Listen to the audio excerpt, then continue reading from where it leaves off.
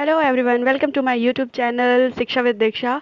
और आज हम कंटिन्यू करने वाले हैं 28 मार्च का पेपर पटवारी का। जो 28 मार्च को पटवारी में आए हुए कुछ क्वेश्चन हम उनको डिस्कस करने वाले हैं। जो फर्स्ट शिफ्ट का पेपर हुआ है 28 मार्च का, हम उसका क्वेश्चन डिस्कस करेंगे कि किस किस तरह के क्वेश्चन आ रहे हैं, क्या क्वेश्चन का नेचर है। हाँ, कुछ क्वेश्चन रिपीट भी हो रहे हैं और कुछ उसी ही फील्ड से रिलेटेड आ रहे हैं। मतलब अगर हम कहें कि रिपीट नहीं हो रहा है, लेकिन उस सेम नेचर के क्वेश्चन आगे आ रहे हैं। तो अगर आप ये एनालिसिस देख लेते हो और अगर आप ये एनालिसिस को अच्छे से अंडरस्टैंड कर लेते हो और पर्टिकुलर टॉपिक को पकड़ के अगर आप अच्छी तरीके से उसका हर तरह के डायमेंशंस क्लियर कर लेते हो कि ऐसे भी पूछा जा सकता है, ऐसे भी पूछा जा सकता है, तो आपकी बहुत अच्छी तैयारी हो सकती है और आप अच्छे नंबर स्कोर कर सकते हो पटवारी में।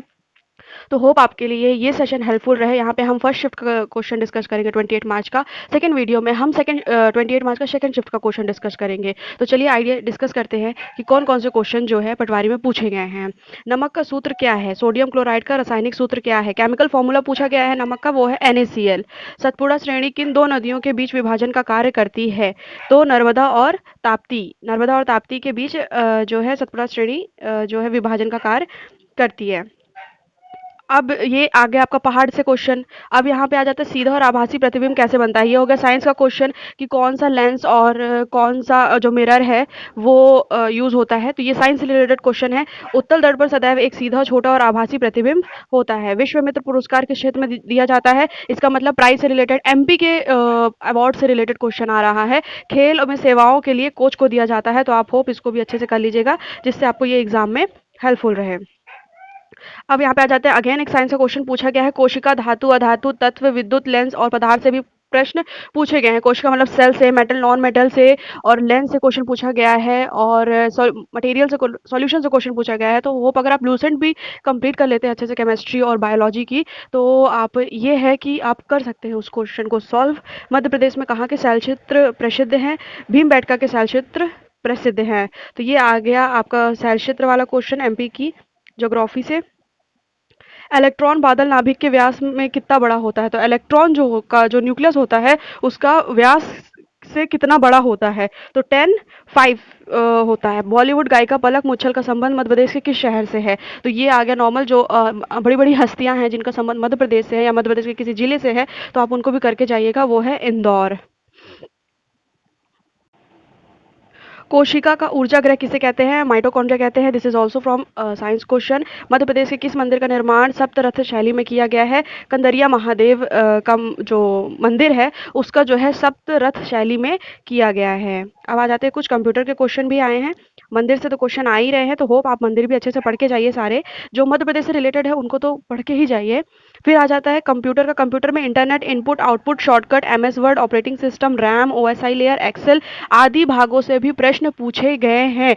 तो अगर आप ये कोई एक महावीर की बुक से जो MCQ वाली है, अगर आप उसे टॉपिक वाइज टॉपिक कर लेते हैं तो ये आपके लिए बहुत ही ज़्यादा हेल्पफुल रहेगा कि आप ऑपरेटिंग सिस्टम से भी क्वेश्चन सॉल्व कर सकते हैं, MS वर्ड से भी कर सकते हैं, इनपुट से, आउटपुट से, OSI लेयर से, एक्सेल से, आदि सभी भागों से प्रश्न आप कर सकते हैं। तो आप इनको भी अच्छे से कर लीजिएगा, जिससे आपका एग्जाम बहुत अच्छा जाए और होप आपका एग्जाम अच्छा जाएगा।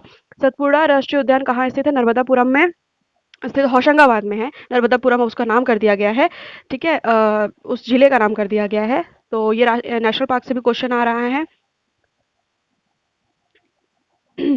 यूनिक्स यूनिक्स और लिनक्स कैसा ऑपरेटिंग सिस्टम है? मल्टीटास्किंग सिस्टम है। तो ये ऑपरेटिंग सिस्टम से भी क्वेश्चन आ गया है। फिर आता है, आगरा के ताजमहल के निर्माण से पहले मध्य प्रदेश किस स्थान को ताजमहल के लिए चुना गया था? आगरा के ताजमहल का निर्माण मतलब आगरा में जो होना है उसके पहले एक दूसरी जगह चुनी गई थी कि ताजमहल कहाँ निर्माण होना चाहिए, तो वो चुना गया था बुरहानपुर में। सबसे बड़ा नेटवर्क कौन सा होता है? इंटरनेट जो होता है वो सबसे बड़ा नेटवर्क होता है। अगेन यहाँ पे पुरस्कार से संबंधित क्वेश्चन है। किशोर कुमार पुरस्कार किसे दिया जाता है? अभिनेता, गायक, निर्देशक और पार्श्व गायक को ये किशोर सम्मान दिया जाता है। तो यहाँ पे मतलब इस 28 मार्च में सम्मान से क्वेश्चन बहुत आए हैं। सुब्रन को खोजता फिरे सुब्रन को खोजता फिरे कवि व्यभिचारी चोर, इसमें कौन सा अलंकार है? श्लेष अलंकार है। इसका मतलब अलंकार से भी क्वेश्चन आए हुए हैं।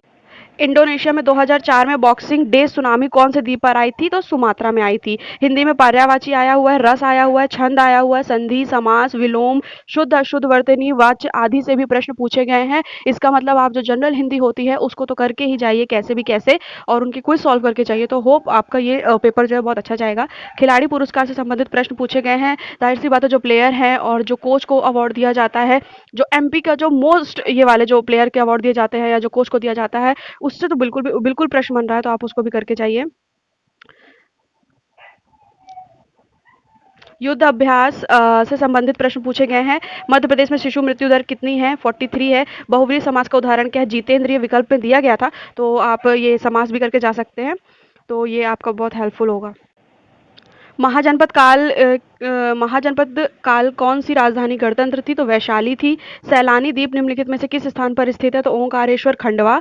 और नेक्स्ट देखते हैं, भारतीय राष्ट्रीय कांग्रेस की स्थापना के समय वायसराय कौन था? है ना, जब नेशनल आईएनसी की स्थापना हो रही थी, इंडियन नेशनल कांग्रेस की स्थापना हो रही थी, उस टाइम पे वायसराय कौन था? लॉर्ड डफरिन था। आदिवासी संग्रहालय कब स्थापित किया गया था? 20 अप्रैल 1954 को स्थापित किया गया था। भारत कौन सी योजना के तहत स्वतंत्र हुआ? तो भारत कौन सी योजना के तहत स्वतंत्र हुआ था? तो माउंट बेटन योजना के तहत स्वतंत्र हुआ था। जिज्ञासा राजपूत किस खेल से संबंधित है? तो बॉक्सिंग से संबंधित है। मतलब स्पोर्ट से और प्लेयर से क्वेश्चन बहुत ही ज़्यादा बन रहे हैं, बहुत ही अच्छे अच्छे बन रहे हैं। अगर थोड़ी सी भी प्रैक्टिस की जाए तो ये हम बहुत अच्छे से सॉल्व कर सकते हैं। पहाड़ पर्वत से प्रश्न पूछे गए हैं। जाहिर सी बात है, बहुत सारे पहाड़ पर्वत से भी प्रश्न पूछे जा रहे हैं। ज़्यादा टफ नहीं है, सारे क्वेश्चन इजी ही पूछे जा रहे हैं। हाल ही में हाइड्रोजन फ्यूल का उद्घाटन किया गया, यह किसके अधीन आता है? तो केंद्रीय सड़क परिवहन और राज्य मार्ग मंत्रालय के अंतर आता है। शांति सम्मेलन और बांध से भी प्रश्न पूछा गया है कि शांति सम्मेलन और जो भी मेनली जो एमपी के बांध हैं उनको तो करके ही जाइए, उनमें से नॉर्मली क्वेश्चन आ सकता है। विज्ञान में मानव रोग, विलयन, अणुओं से संबंधित प्रश्न पूछे गए हैं। एक सेकेंड। तो विज्ञान में, साइंस में ह्यूमन डिजीज से मतलब जो विज्ञान में मानव रोग होता है, और विलयन या एटम वगैरह अणुओं से भी क्वेश्चन आए हुए हैं। तो नॉर्मल जनरल साइंस आ रही है, जनरल हिंदी आ रही है, जनरल इंग्लिश आ रही है, ज़्यादा टफ क्वेश्चन नहीं आ रहे हैं। एमपी जी के से पहाड़ जो नॉर्मल स्पोर्ट एक्टिविटी जो भी हम नॉर्मल जनरल एमपी जी के पढ़ते हैं उससे आ रहे, ज़्यादा डीप नहीं है। तो अगर आप थोड़ी सी भी प्रैक्टिस कर लेंगे, अच्छे से एमसीक्यू लगा लेंगे, तो ये पेपर आपका निकल सकता है। तो चलिए मिलते हैं सेकंड वीडियो पे, जो मैं 28 मार्च का सेकंड शिफ्ट का पेपर डालूंगी। So thank you so much, I hope आपको अच्छा लगा हो।